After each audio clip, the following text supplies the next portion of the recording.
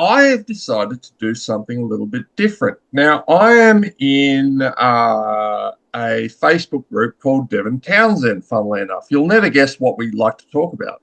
And what I did was I was thinking, look, I could ask you the same standard questions, but about Power Nerd and da da da da da. Well, when's dropping young come all that shit. The whole Um, work. the whole works, the whole use.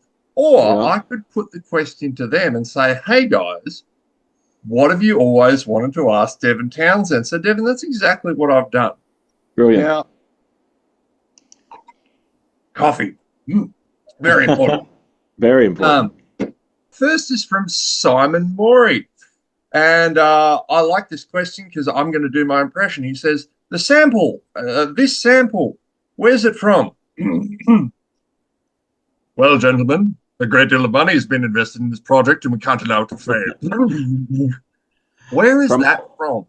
from oh my fucking god, from City. And what I used to do is I used to go to the library, the public library, and I would rent documentaries, sight unseen, and then I would scour them for audio clips. And that was from a videotape that I think was talking about nuclear war.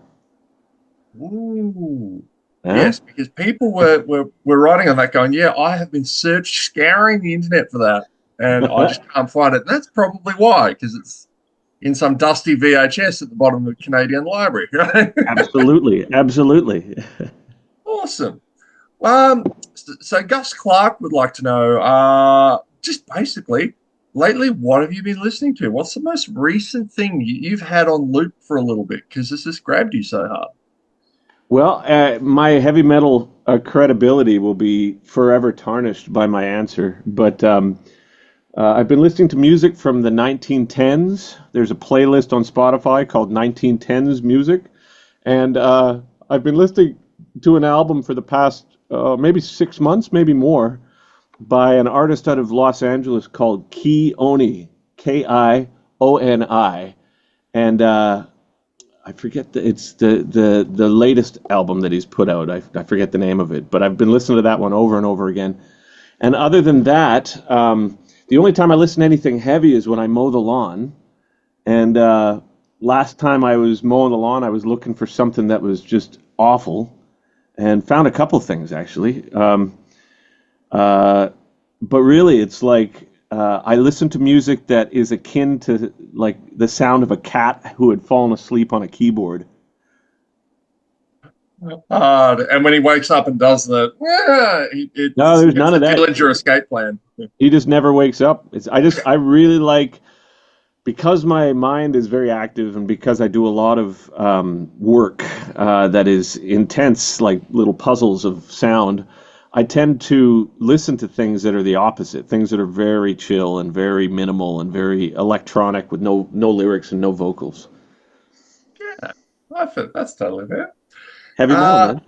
it's Dan. This is prepare yourself for this is a long question. Dan Shear has asked bacon Bacon? with a question mark at the end of it. Yeah, I would say yes and no, in that I love the taste, but I love pigs. Mm, And after spending time with a dog and recognizing how smart the pigs are, it makes the deliciousness offset by their sentience. And so I wholeheartedly endorse the taste, but I wholeheartedly resent the action. good answer. Thank you, sir. Wally Dubrow has asked, who has the more powerful farts, you or 66 Samus? I would say we've never had like a direct competition that we could have like a tit for tat, but I think his affinity for them is more than I. I think he likes farts even more than I, and as a result of that, I'm going to have to give the upper hand to him because I'm a passive participant in the fart Olympics, but he seems to be an aficionado. You have already given me. We're a couple of minutes in, and I'm already going. Jesus, which one of these quotes am I going to use for the YouTube thumbnail?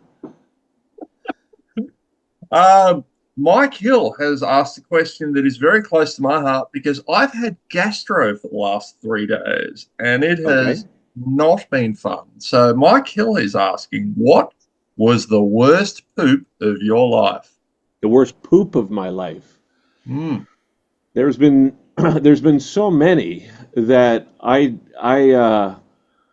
feel that as a human being, we're often told that the only way to live is to be in the moment. But I think that's probably beyond me. But I think the amount of awkward bowel movements I've had in my life forced me to connect with only the most recent. So I would say that it's like Mystic Pizza. It doesn't matter which one you take, man. They're all awful. And so this morning was just as bad as any other day.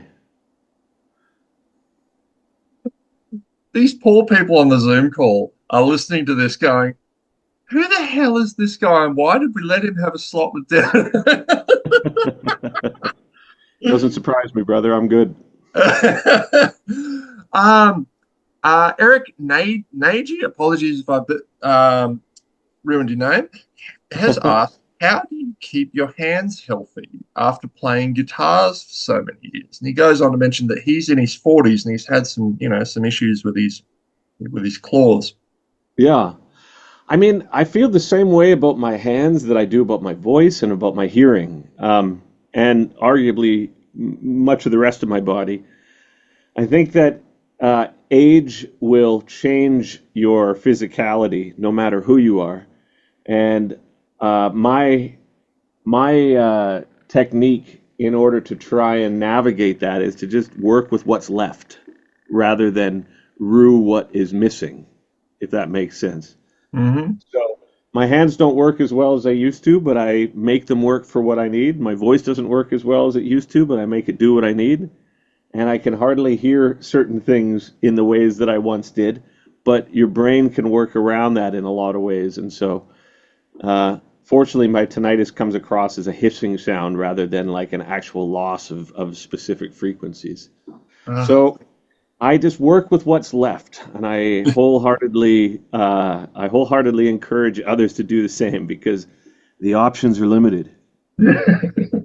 I need that as a bloke I'm sitting here with a broken back from military service and everything. And I'm like, Yeah, damn it, yeah, I yeah, needed to yeah, hear that today, Devin. yeah, yeah, Thank yeah. you. Well, if you got 32 vertebrae and there's only four left that are working, I'd say make the best of those four. I'll try. Dan French has asked, how often does Ziltoid's voice enter your thoughts? Never. Actually, Diltoid's voice is an interesting thing for me because it started as this kind of nasally voice where I was like, yes, yes.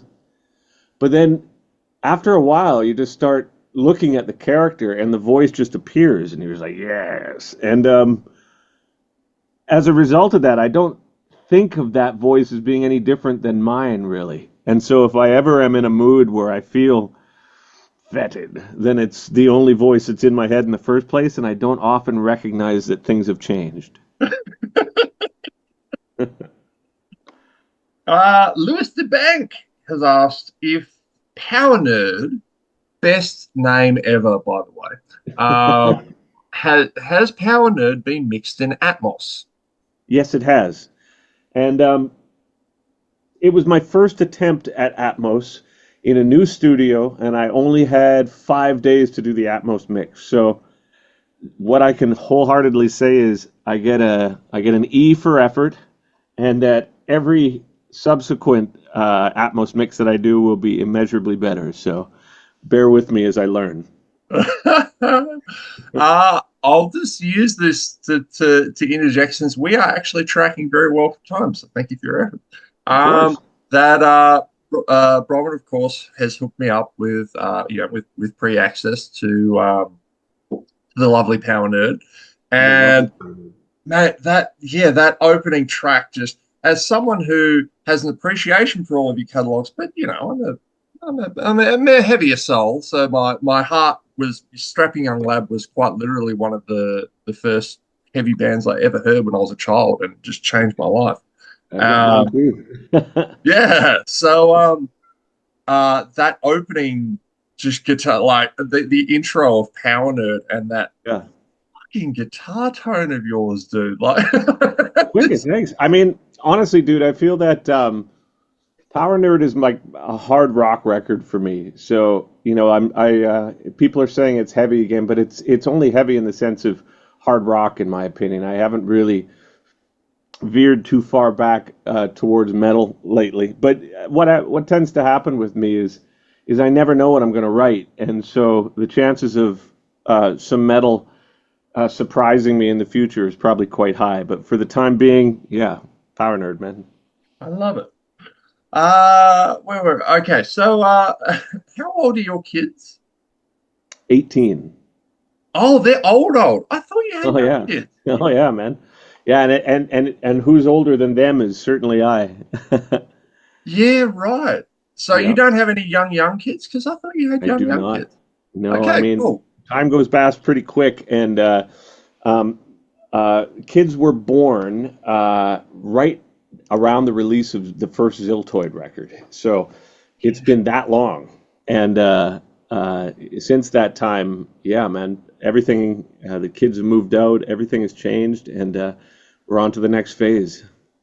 Oh, wow. It does move, doesn't it? My Holy my shit, eldest is about to turn 10, and it's just like crazy. I've kept a child alive for a decade. What? Well, that's you know what? I think there should be a government subsidy that comes into it, like, because I think there's a certain age where it's a touch and go situation for the parents, as if they want to keep them going, right? Oh my God. They're Yeah. little suicide machines when they're like Oh, yes, two or they are. three. Yes, they are, man. Oh my God. Well, this would have kind of hit a bit better if the children were slightly younger because it's a bizarre child meme. But Audra Dalton asked, "What does he think of Skibbidy Toilet?" I think it's all right, actually. I um, I found out about it because there's a Russian band called Little Big, and they did a song called Skibbity, and the video's hilarious. Um, and then I'd heard about the Skibbity Toilet, so I thought, oh, I wonder if that references that band because it was popular. And I looked it up, and no, it references the toilet meme. And I watched several iterations of people taking that for a ride, and my nephews, my kid, my friends' kids, everybody's Gen Z, and that type of humor I've been living with for 18 years. So it's neither shocking nor surprising. Henry O'Brien wanted to know why the recording process for Z2 seemed a bit rushed. Well, I think at that point we had just started with DTP getting some traction. You know what I mean? Like I had done the four albums, I had done Epicloud, and all of a sudden we were touring upwards of 8 to 10 months a year back in that era.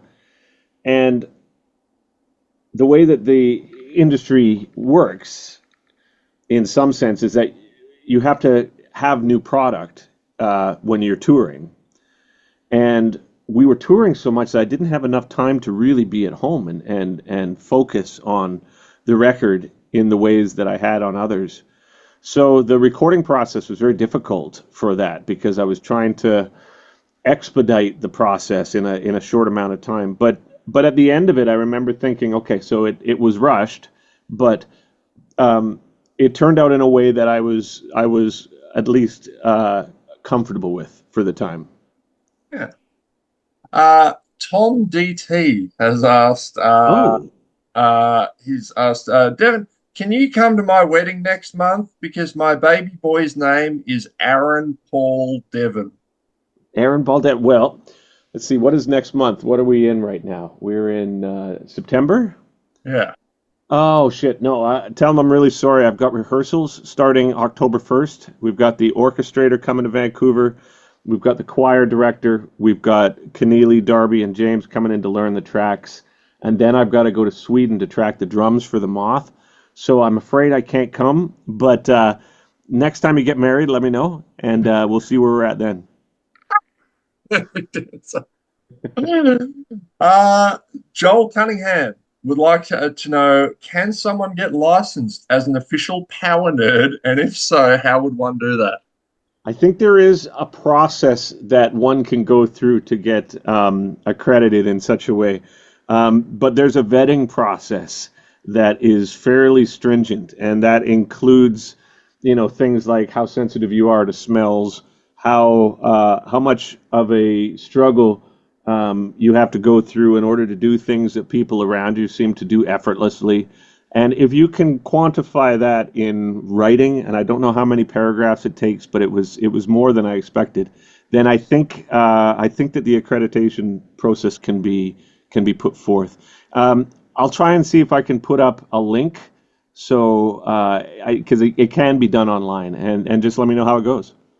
I feel like that's a very Canadian thing. Like in Australia, I think that one of the great brags that someone can have is if they're forklift certified, which is why I Okay. became very, very proud of myself and I managed to get my little forklift license. It's a Yeah, manhood thing. yeah. You're You know what? I do not have my forklift license, but I've got some buddies who do, and I would be lying if I say I wasn't insanely jealous. it's fun. You can build towers. um, Zay Renato would ask you, and this is all caps, so you know it's important. Would It's you a ever yell. consider coming to Brazil, South America as a whole? Serious and important question for us, please. I have been wanting to go to South America for my entire career, and I played one show in Chile years ago, but that's all I've done. So the answer is, would I be willing? Absolutely. Has the opportunity presented itself in a way that has been able to be actualized? No. So we did get an offer for South America for two shows in March, but unfortunately that's right before I do the Moth performances, so I had to turn it down. But my confidence is high that eventually we shall be in South America together, making lots of loud noises. I love it. Uh, Jared Bates asked, "How do you keep your hair so thick and full?" Are you talking about my pubic mott? Because if that's the case, it's a very heady combination of crimping and spray. But everywhere else on my body it's just a single strand here and there. So I just meticulously keep it combed. The illusion of fullness is what I'm after with certain types of mascara. So I appreciate the acknowledgement of it because very few people see the effort that I put in. Derek Gilder was asking, is the process still as fun as it was 20 years ago? Are modern tools making it too easy or harder to be as creative through the eras? The process is fundamentally the same, but different in almost every aspect, whether or not it's emotionally, creatively, technologically, on a personal level, on a personnel level. But in a sense, those are the things that give it enough variation to continuously um, be inspired. Had the process not changed at all, first off, I can't see how that would happen because life changes, and everything that goes along with those changes in life sort of drag you along through it, much to your chagrin sometimes. So in the ways that I create, yes, technologically, Pro Tools, all the ways that I do it is completely different, but the foundation for it is exactly the same, and that is I just kind of try to live my life and not make a total mess of things. And the process of the learning that comes from that uh, results in music, and that's never been any different, and it isn't to this day. Chris Lamb has asked, would you ever consider a triple cheeseburger? Whew, man, it's like, do we dare? I'm gonna go one further, man. I'm gonna go for a quad, and I think that just because I don't have my forklift certification and I need to try and reinstate my man card in some way. We'll do it in under 5 minutes, and he's invited at the next show. I like it. Joey Coco Cocco Coco Kiko whatever. Joey has the cheeky bugger has just asked how big is it? How big is it? Are we talking about my penis? I'm guessing so. I don't think it's huge. I'm fairly sure it's not huge. It has yielded children, so it functions. But I've been married for so long, and she's short, so that helps as well. But I think that in the grand scheme of things, sex and I have a very practical relationship where it's a part of my process that is more frustrating than anything else. So often I think to myself, "Oh, I have to go take a cum," as opposed to taking a piss. It's a similar sort of function. You're just trying to get it out of your system, and I don't have a lot of I'm not a very fetishized or interested in anything other than the practicalities of it. I like it. I like getting it done. I like getting back to work. So, what do they say? You may not hit the bottom, but you'll be able to work the boards. David, you have done it. You have literally gotten through every. That was the last question. You have literally We did it, managed to man. knock it out. We We did have it. done it. This has been hilarious and awesome, and I'm so glad I thought to do this. So, mate, well done on Power Nerd again. Thank you, sir. Good luck with the And forklift, and until next time. Until next time, here's just shy of 5 inches staring at you. oh dear, awesome. Thank you to our host. Thank you for having me. I promise I'm much more highbrow than this normally. And I believe you. have a wonderful day, everyone. Thank you, sir. Bye.